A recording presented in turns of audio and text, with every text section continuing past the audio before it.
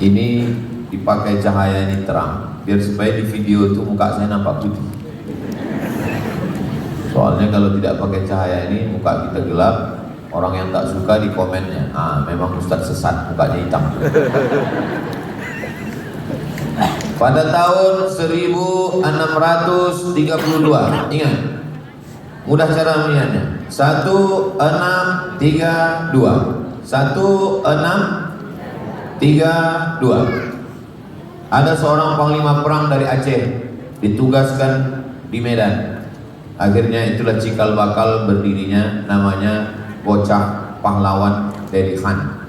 Berdirilah namanya Kesultanan Delhi, yang sekarang masih ada peninggalannya, Istana Maimun, Kolam Raja, Masjid Raya, sepaket, satu komplek. 300 tahun lebih berkuasa di Sumatera. Akhirnya pada tahun 1945 Indonesia merdeka. 1946 terjadi revolusi sosial. 4 kesultanan Melayu di Sumatera Utara. Yang paling atas Langkat, di bawah Delhi, di bawah Serdang, di bawahnya Asahan. Sultan-sultan mati. Nauzubillah, maaf, anaknya yang Sultan Langkat diperkosa, kemudian penyair Tengku Umar Amir Hamzah meninggal dunia. Di Tanjung Balai Asahan digali tanah itu, dikuburkan, dimasukkan ke sumur bangsawan-bangsawan itu. Fitnah yang luar biasa. Raja tinggal namanya, Sultan tinggal istananya. Istana Asahan hilang entah di mana. Saya ketemu dengan wali kota Tanjung Balai, saya tanya, Pak Wali, tolonglah tunjukkan sama saya di manalah istana Kesultanan Asahan itu. Saya ini udah lama di luar. Saya sama anak-anak istri saya mau pulang, mau nengok-nengok. Kata wali kotanya, mohon maaf Pak Ustadz, sudah jadi ruko semua. Hilang. Setiap orang ada zamannya, setiap zaman ada orangnya. Setiap masa ada tokohnya, setiap tokoh ada masanya. Hilang di telan zaman. Berjalan kita dari Istana Maimun itu ke Kolam Raja Sultan, ke Masjid Raya, masuk Sisingamangaraja, terus sampai ke terminal. Hilang. Mana datuk-datuk, bangsawan-bangsawan, tengku-tengku, orang-orang kaya zaman dulu? Hilang. Tapi yang kekal abadi, yang tanahnya tidak bisa diganggu-gugat, tidak bisa dijual, tidak bisa dihibahkan, tidak bisa diwariskan, itulah dia satu tanah. Namanya tanah Al-Jam'iyatul Wasliyah di Simpang Marendal. Ustaz kok ingat itu? Saya sekolah di situ. Tahun 1990 saya sekolah di Muallimin Al-Wasliyah.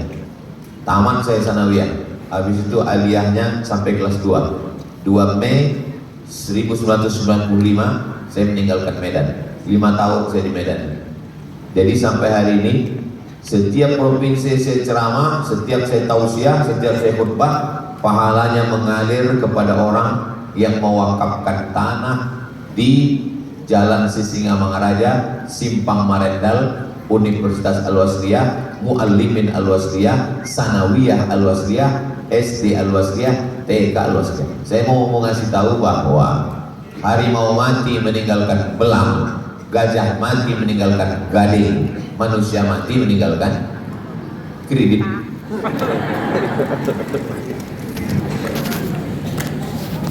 "300 tahun Kesultanan Melayu berkuasa, hilang." Ada beberapa orang yang nanya ke saya, Ustaz Somad, ya, kami pergi ke Istana Maimun, kami tengok di atas itu orang jualan. Ya saya bilang itu bukan punya Pemda, dan itu bukan tanah wakaf, itu punya atuk-atuk mereka. Kau punya rumah, terus kau jualan di rumah kau, apa salahnya? Orang punya dia, orang tanah dia.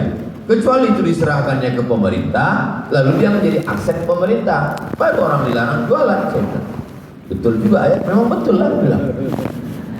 Kecuali itu diwakafkan, saya bilang. Maka tanah wakaf itu 3. La yuhabu, tak boleh dihibahkan. La yurasu, tak boleh diwariskan. Wa la yuba'u, tak boleh diperjualbelikan.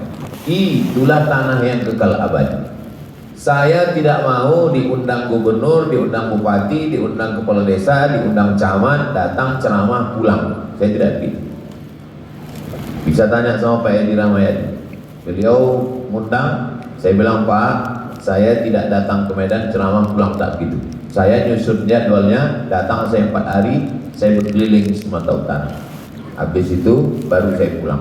Dan ketika saya berkeliling itu, disitulah jamaah ada yang menyerahkan tanah. Tapi saya tidak menerima. Jadi setiap provinsi saya ada yang menyerahkan tanah, saya serahkan ke yayasan yang ada di provinsi masing-masing. Aceh, datang orang Aceh ke Pekanbaru. Ustaz Somad, saya sudah dengar ceramah Ustaz.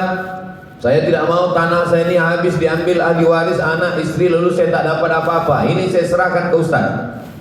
Saya bilang, sudah kode etik saya, di mana saya ceramah, di situ saya punya tim. Untuk Aceh, ketua timnya Ustaz Nazar, kakak kelas saya di Mesir. Dia yang akan mengelola tanah wakaf. Sumatera Utara pun begitu. Di Tandem ada orang menyerahkan rumah. Di mana teman-teman?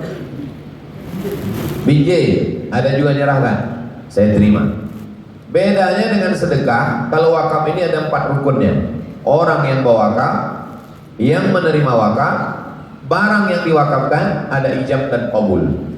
Kalau sedekah tak begitu, masukkan, selesai. Makanya banyak kotak-kotak yang di masjid itu ditulis mereka pula di situ kotak wakaf. Itu tidak betul. Karena orang tidak pernah akad sama kotak. Mana pernah orang, aku serahkan duit ini kotak, kata kotak aku jawab, iya aku terima. Mana ada. Maka yang paling betul adalah namanya kotak infak. Bukan kotak wakaf, kotak infak. Kalau ditulis kotak sedekah jangan. Karena sedekah itu tidak mesti duit. Senyum pun sedekah. Itu makanya waktu kotak itu lewat senyum aja orang itu. Kotak sedekah tidak tepat. Kotak wakaf pun tidak cocok.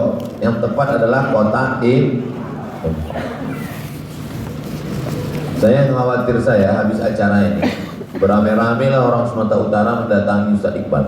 Ustaz Iqbal, sudah ku dengar ceramah Ustaz Somad, 300 tahun Kesultanan Delhi berkuasa hilang, tanah-tanah hilang. Tapi kalau tanah yang diwakafkan di jalan Singamangaraja untuk Al-Wasiyah itu sampai hari kiamat kekal. Ya. Maka setelah mendengar itu saya mau wakafkan ini ke Zayan Insani Sejahtera. Mana yang mau kau wakafkan? Ini. Punya siapa? Enggak tahu. Enggak bisa kita mewakafkan tanah orang, kebun orang, ruko orang, barang orang. Maka kita wakafkan. Saya mau berwakaf 4 hektar strategis pintu tol di Sumatera Selatan dekat Palembang. Yang mewakaf anak menteri. Tapi saya mau mewakafkannya hanya kepada Ustadz Abdul Somad. Dibawa orang tua saya, jumpa sama saya. Saya bilang, Pak, saya menerima wakaf, tapi yang mengelolanya adalah tim Ustadz Abdul Somad yang ada di Sumatera Selatan. Yang mengelolanya Habib Mahdi bin Syihab bersama dengan Ustadz Kemas Ali beserta seluruh anggota Masyurah akad.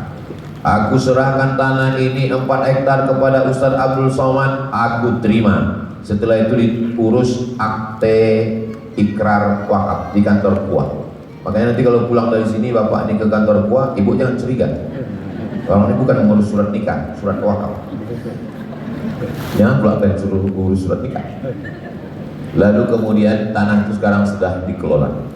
Nama saya tak peduli. Tidak pernah ada provinsi yang memakai nama Abdul Somad. Nah, nama penasehat oke. Nama terserah masing-masing. Ada satu lagi di Kalimantan. Saya mau menyerahkan 70 hektar. Tapi hanya kepada Abdul Somad. Syaratnya dia datang ke rumah saya. Saya dibawa sama Ustaz Lukman Pontianak ke rumah bapak. Puang, ini Ustaz Abdul Somad. Ya, diterima. Saya bilang yang mengelolanya memang nama saya, tapi yang mengelolanya adalah sahabat-sahabat saya. Saya mau memperbaiki, jangan disangka orang kalau udah kita terima, lalu kita mati, diolah oleh anak kita, istri kita, hidup pula kita di situ. Itu tidak betul. Karena kalau saya menerima tanah wakaf, haram saya mendirikan rumah di situ.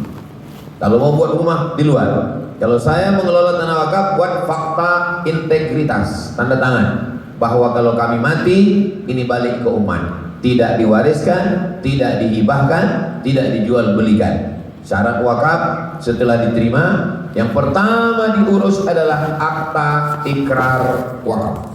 Setelah akta ikrar wakaf diurus, surat akta ikrar wakaf dari kantor KUA itu dibawa ke BPN.